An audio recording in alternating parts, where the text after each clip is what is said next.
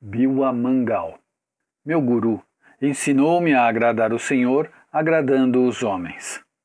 Façam seu trabalho como uma oferenda a Ele. Ofereçam-lhe sua beleza, sua arte, seus encantos, quando dedicarem sua dança a Ele. Deste modo, vocês atravessarão o oceano da ignorância e da ilusão, e Ele as encaminhará para a verdade.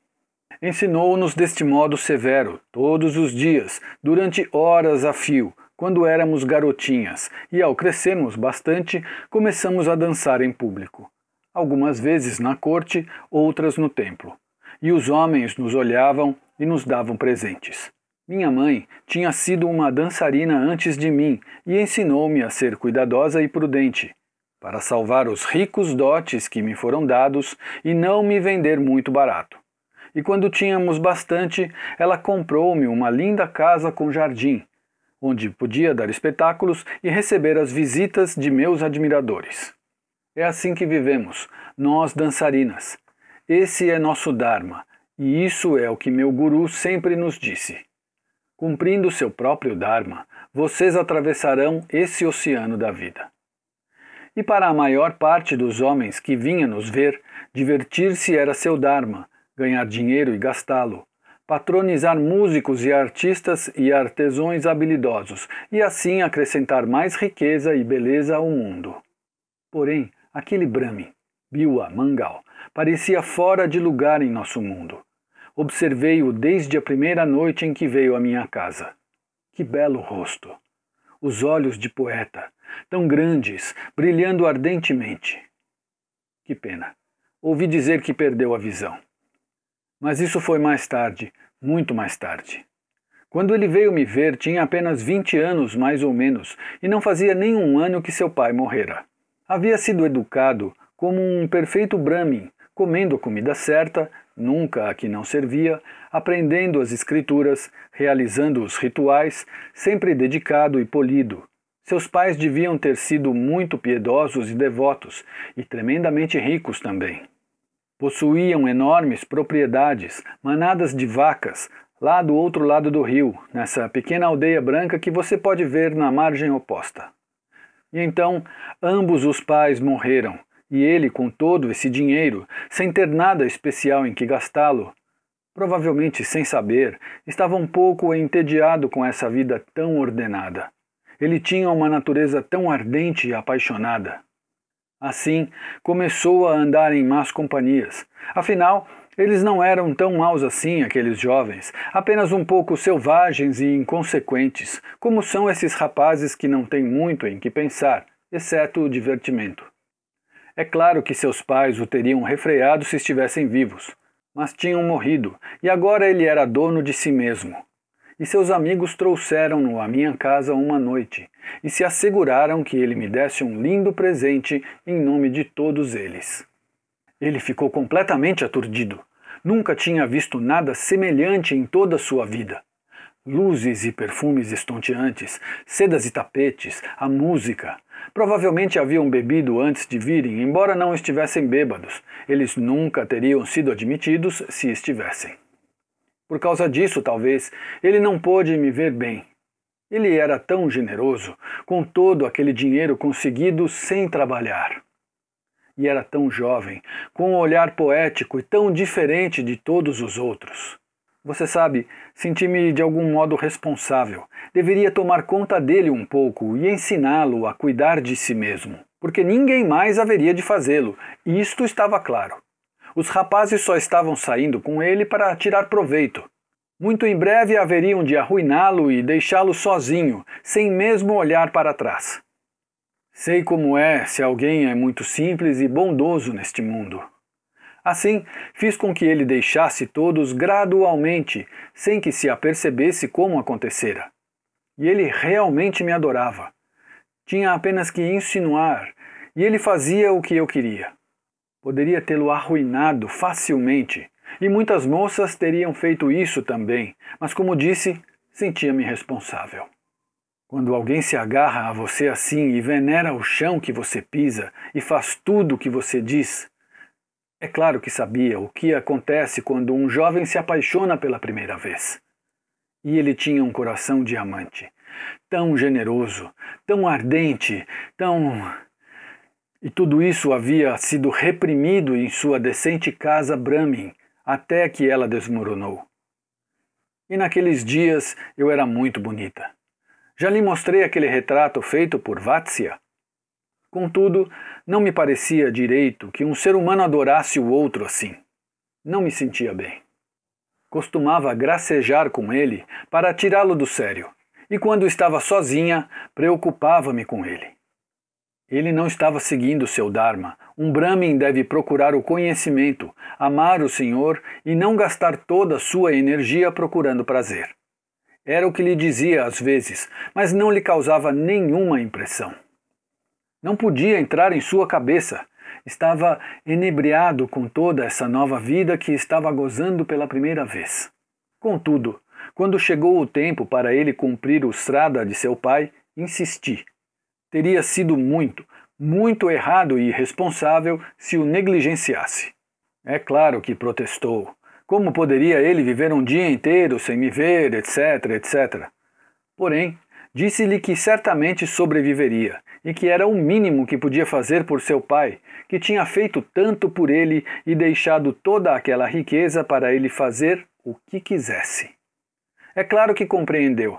Afinal, gostara tanto de seus pais. Era sua natureza ser afetuoso e agradecido. Assim, preparou tudo e na noite anterior foi dormir na casa de seu pai, o que não fazia há meses, para estar pronto de manhã cedo, quando todos os Brahmins viessem realizar as cerimônias. Coitado! Acho que foi uma tortura para ele e estava apenas esperando que tudo acabasse para poder voltar para este lado do rio. Você pode imaginar, todos aqueles Brahmins dignos, com seus malas e dotes brancos e os cantos, e então todos os namaskars e observações polidas, de 4 horas da manhã até o pôr do sol, sem dúvida, e ele todo o tempo como uma coisa sem alma, com o pensamento longe, e o dia ficando cada vez mais quente e mais sufocante, porque uma tempestade estava se preparando. Bem, finalmente todos se foram, e ele correu para tomar banho e trocar de roupa, e usar sedas e perfumes para vir ao meu encontro. Mas antes que pudesse sair de casa, a tempestade desabou. Foi uma dessas tempestades de verão, quando, com um lampejo e um estrondo, o céu se abre, como se a própria Ganga estivesse descendo outra vez à terra, e nenhum senhor Shiva para interromper a queda. Quando viu o que estava se aproximando, disse aos criados para fechar as janelas e trancar as portas, e todos fomos cedo para a cama. Não havia nada para fazer numa noite assim.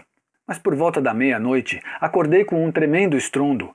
Trovão, relâmpago, vento e chuva explodiram pela minha janela de repente, e no meio de tudo isso, Bilwa Mangal, como se tivesse trazido a tempestade com ele. A água escorria dele para o chão e parecia que o próprio Deus do rio estava na minha frente. Que visão! Tive que rir dele quando me recuperei do susto. Em que estado você está? Disse-lhe. Isso é maneira de visitar uma senhora? E rompendo pela janela como a própria tempestade? E como conseguiu chegar até aqui? Você deve estar maluco. E eu realmente pensava que estivesse. Fora dos sentidos, fora do corpo, não mais um homem, apenas um anseio, uma paixão, uma tempestade. Porém, meu riso chocou-o e trouxe um pouco de volta a si mesmo. Ele olhou para a poça d'água que estava molhando o chão e riu também. Sim, Chintamani, sinto muito, devo estar fora de meus sentidos, mas agora encontrei-os outra vez aqui, com você. Você é sempre tão lúcida e correta. Ah, como estava ansioso para chegar aqui. Pensei que sairia voando de meu corpo de tanta impaciência antes de o dia terminar. Todos aqueles velhos sombrios. Graças a Deus acabou. E tentou me abraçar. Não estava apenas encharcado, mas cheio de lama e fedia. Não pude deixar que me tocasse. Você está louco? Onde esteve e como chegou até aqui? Certamente não voou como um deus, posso ver isso. E como subiu até aqui em cima? Mostre-me como foi. Não quero que nenhum ladrão faça o mesmo que você. Ele deu outra risada, recuperando-se cada vez mais. Não haverá nenhum ladrão esta noite, Chintamani. Nenhum ladrão no mundo se importa tanto com ouro como eu com você. E se você não quiser que ninguém suba, não deve deixar cordas penduradas. Cordas penduradas? Tenho certeza que não há nenhuma corda. Mostre-me, onde está ela? Sabe o que estava pendurado? Você não pode acreditar. Uma enorme cobra estava presa, de algum modo, na calha e seu longo corpo estendido alcançava quase a janela do andar térreo. Ele subira por ela e nem mesmo notara. Isso realmente me chocou. É claro que a cobra não podia fazer nada a ele, estava presa a pobre criatura, talvez já estivesse morta. Mas que ele não notasse, que pudesse tomá-la por uma corda comum que alguém tivesse deixado descuidadamente lá. E era uma coisa tão estranha, sinistra, encontrá-la pendurada assim, parecendo ter saído de um pesadelo. Ele deve ter ficado perturbado também. Penso que gritei, senti meus joelhos fracos e bambos. Só para me acalmar, penso, continuei fazendo-lhe perguntas. Mas como você conseguiu atravessar o rio? Tenho certeza que ninguém mentalmente são traria você hoje de noite, nem por amor, nem por dinheiro. Ou você, na sua loucura, roubou um barco e afogou o pobre barqueiro? Você está fedendo como um peixe. Não, não, Chintamani, disse recompondo-se outra vez.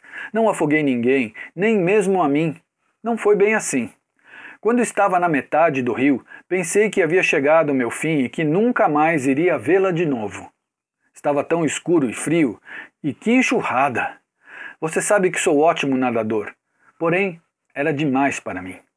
Havia toda espécie de entulho sendo carregado pela corrente, e eu consegui segurar um pedaço de madeira, ou uma prancha, ou coisa assim, e sabe, fui jogado bem dentro de seu jardim. Você pode acreditar? Exatamente no lugar certo. Empurrei a prancha para a grama. Sabe que o rio transbordou e está cobrindo o degrau de cima? Significa que subiu uns 20 pés só esta noite. Venha ver, a chuva está quase parando. Era verdade, o aguaceiro estava reduzido a um fraco chuvisco e o vento tinha passado, embora os relâmpagos ainda brilhassem e os trovões retumbassem continuamente à distância. Eu ainda estava tremendo, e ele nesse estado tão estranho. Pensei que um passeio no jardim pudesse nos acalmar, depois ele podia tomar um banho e dormir, e amanhã seria um outro dia. Ai de mim! Assim, esforcei-me para controlar o tremor de minha mão e consegui acender uma lanterna. Descemos a escada escura e lá fora, no jardim gotejante, subitamente calmo, fomos até os degraus submersos. Ele estava certo. O rio corria célere com uma tremenda velocidade, cobrindo as beiradas da relva. Todos os degraus estavam sob a água. Onde está a minha prancha? Disse. Vou lhe mostrar que espécie de barco me trouxe até aqui, Chintamani. Deve estar em algum lugar. Realmente lá estava ela. Já lhe contei essa história antes? Sabe o que era a prancha? Aquele foi o momento mais terrível de toda essa noite fantástica. Era um cadáver meio cremado, ainda amarrado ao esquife. Parece que quando o rio transbordou, as águas devem ter inundado a pira crematória e o pobre cadáver foi carregado pela correnteza. E esse sujeito insano, na escuridão, fora de si, atravessou o rio com isso. Não admira que estivesse cheirando mal. E ele, além disso, um Brahmin. Recordando o passado agora, posso ver seu rosto pálido outra vez, e sei que quando viu e tomou consciência do que tinha feito, quase perdeu o juízo para sempre. Seus olhos ficaram parados e começou a tremer. Naturalmente devia estar exausto também, e era tudo tão confuso e insuportável. Mas naquele momento eu estava muito abalada e desgostosa, zangada e amedrontada para perceber o estado em que ele se encontrava. Ou talvez tenha notado, vagamente, e isso apenas me fez mais exasperada. Senti-me tão furiosa com ele por fazer tudo tão errado. O amor devia ser alegre, despreocupado e gracioso. Ninguém deveria fazer dele um drama de vida e morte e sanidade. Assim, comecei a gritar. Então este é o barco em que você veio me ver? Como ousa? Como pôde? Que espécie de Brahmin é você? Que aconteceu com seu Dharma? Está tudo errado. Não vou permitir que isso continue por mais tempo. Você está nos levando, ambos, ao pecado com sua extravagância. O que sou eu? Apenas uma simples dançarina. Um dia vou me parecer com este cadáver. De que valerá todo o seu esforço então? Se você tivesse colocado todo esse empenho em procurar o Senhor, esta noite você teria cruzado mais do que um rio volumoso. Teria atravessado todo o oceano de miséria e ilusão terrestre. Agora estaria num mundo verdade. Não sei de onde me vieram estas palavras. Posso ainda ouvir-me dizendo-as agora, como um ator numa peça. Mas estou tão contente de que tenham vindo. Foi a graça do Senhor. Ele salvou-nos a ambos. Sabe o que Biwa Mangal fez? Olhou-me fixamente e eu podia ver seu olhar vazio e confuso desaparecendo de seu rosto e uma nova luz vagarosamente despontando lá. E então, muito respeitosamente, ele juntou as palmas das mãos e fez namaskar. Depois, curvou-se até o chão e fez pranam para mim, tirando a poeira, a lama na verdade, de meus pés. Passado um momento, ainda ajoelhado, levantou o olhar para mim à luz da lanterna, e seu rosto estava muito diferente. Toda a tensão havia desaparecido dele. Estava tranquilo, sereno e muito belo, e gotinhas de lágrimas escorriam de seus olhos. Com as mãos ainda unidas, disse calmamente: Mataji, muito obrigado, muito obrigado. Você está certa. Até este momento, toda a minha vida tem sido desperdiçada porque tenho vivido sem sentir falta do Senhor.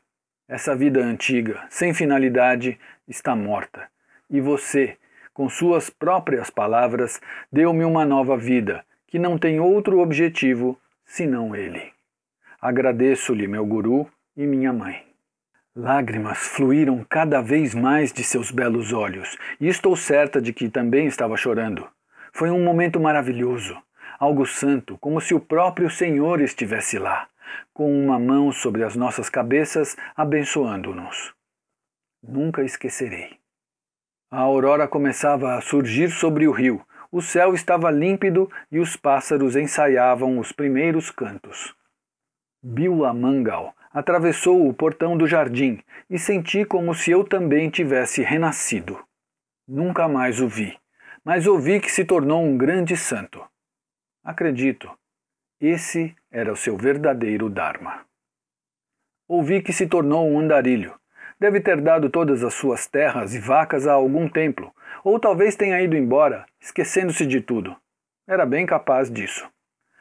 Seja como for, passou a viver como um sadhu itinerante, aceitando comida daqueles que lhe a ofereciam, importando-se unicamente com a busca do Senhor. Porém um dia, foi o que eu ouvi, ele chegou a uma aldeia de manhã quando as mulheres estavam tirando água do poço. E uma delas era especialmente bonita. Provavelmente não pensava em falar com ela, queria apenas vê-la outra vez. Era assim que era. Deixava-se levar sem pensar. Assim, lá estava ele, ainda sentado quando o homem chegou. E Biwa nunca se pareceu com um rufião. Podia-se ver imediatamente que era um cavalheiro, que nunca faria nada grosseiro e mesquinho. E a gente daquelas aldeias era muito piedosa e hospitaleira. Por isso, o homem perguntou-lhe: Senhor, posso ser-lhe útil em alguma coisa? Biwa, com toda a sua simplicidade desinteressada, respondeu francamente: Vi uma encantadora senhora entrando nesta casa. Estava apenas aguardando, na esperança de vê-la outra vez antes de continuar o meu caminho. Seu modo de falar e seu aspecto eram tão distintos, dizem, que o dono da casa achou que não haveria mal algum que um Brahmin tão culto a visse outra vez, embora a senhora fosse sua esposa. Então disse: Por favor, espere um momento, senhor. Vou pedir à minha mulher para servir-lhe comida. E foi para dentro da casa chamá-la. Contudo, essas palavras amigas e corteses foram como uma faca atirada no coração de Biwa, e ele fugiu gritando: Ah, olhos impuros! Primeiro fui escravizado por uma dançarina e agora vocês querem me fazer desonrar uma senhora casada! Nunca mais serei desencaminhado! E antes que alguém percebesse o que ia fazer, tirou 2 longos espinhos de uma árvore próxima e enfiou-os profundamente dentro de seus olhos. Ah, sinto-me horrorizada só em pensar, seus belos olhos. Toda sua alma brilhava através deles. Já lhe contei, não? O dono da casa saiu e encontrou-o com o sangue escorrendo pelo rosto, e você pode imaginar o susto que levou. No entanto, dizem que Biwa estava chorando, não de dor, mas de felicidade, e que foi embora dançando e cantando Krishna, Krishna, porque havia alcançado a visão interior. Parece que ele continuou peregrinando, longe daqui, sem pensar em suas necessidades físicas, não se importando com o calor ou o frio, fome ou sede, concentrado apenas no Senhor. E eu sei, como ninguém, quão desprendido ele podia ser. Eu lhe contei.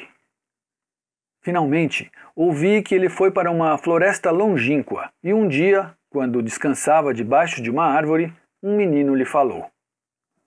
Baba, Baba, você deve estar com fome. Olhe, eu lhe trouxe alguma coisa. Devia haver algo mágico na voz da criança. Biwa sentiu-lhe as pequeninas mãos e o rostinho, tentando ver com os dedos, como fazem os cegos, e fazendo-lhe perguntas. Como é seu nome, filho? Onde você vive? O que está fazendo aqui na floresta? O que é isso em sua mão? Ah, você me trouxe um roti, como é gentil. Você sabe que ele sempre falou muito delicadamente e macio, e a criança ia respondendo. Ah, Baba, minha aldeia não é longe. Quanto ao meu nome, chame-me como quiser. Eu respondo a qualquer coisa que me chamem.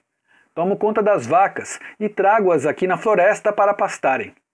Mas venha, Baba, coma o roti. Vou lhe trazer um todos os dias. Você o comerá se eu trouxer, não é? E dizem que, quando Biwa provou o roti, era a coisa mais deliciosa que tinha comido em toda a sua vida. No entanto, ainda não adivinhara. Você já sabe? Já? Mesmo assim, o menino vinha todos os dias trazer-lhe um roti e ia embora. E o pobre Biwa, os dias passavam e ele descobriu que estava vivendo cada vez mais para esses poucos momentos quando a criança vinha todos os dias. Ficava lembrando a voz doce, o toque de seus pequeninos dedos, imaginando como a criança seria e desejando que pudesse vê-la e esperando com saudade. Até que um dia, de repente, ele se apercebeu, com um sobressalto, o que era, e enterrando o rosto entre as mãos, lamentou-se. Primeiro uma cortesã, depois uma senhora casada, e agora uma criança está ocupando meus pensamentos. Será que não vou nunca resistir às atrações desse mundo de ilusão?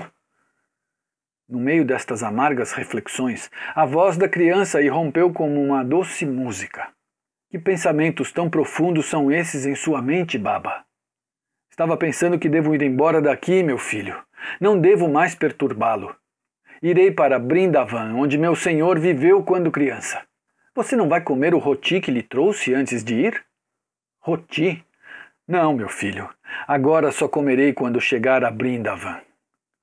Então, disse o menino, Baba, se você deve ir, deixe-me levá-lo a Brindavan. Conheço o caminho. Não é longe. Biwa estava surpreso e tocado. Realmente? Disse. Você sabe realmente o caminho? Não é longe? Então, se me levar, afinal sou cego, um caminho, posso tomar um outro e assim é melhor você guiar-me até Brindavan. Você pode imaginar? Assim, começaram a andar, a criança na frente e Biwa acompanhando, mas ainda não tinha adivinhado. Depois de um pouco, o menino parou e disse, Aqui, Baba, aqui estamos em Brindavan. Posso ir embora agora? Alguma nota de travessura na voz dele deve ter feito Biwa manga ao lembrar-se, porque de repente agarrou o menino pelo ombro. E nesse momento seus olhos se abriram e ele viu seu senhor, que tinha cuidado dele, guiando-o o tempo todo. Ah! Gritou. Como posso deixá-lo ir agora que o encontrei depois de procurá-lo tanto? Lágrimas de ventura fluíram de seus olhos e dizem que Krishna também chorou quando abraçou seu amante. Dizem também que nesse abraço, o amante e o amado se fundiram e tornaram-se um, inseparáveis para sempre. Agora estou chorando também, meu filho. Sou tão grata por tê-lo conhecido e que me tenha sido dada a oportunidade de dizer as palavras certas no momento certo. Talvez eu também venha a sentir um dia o abraço do amado.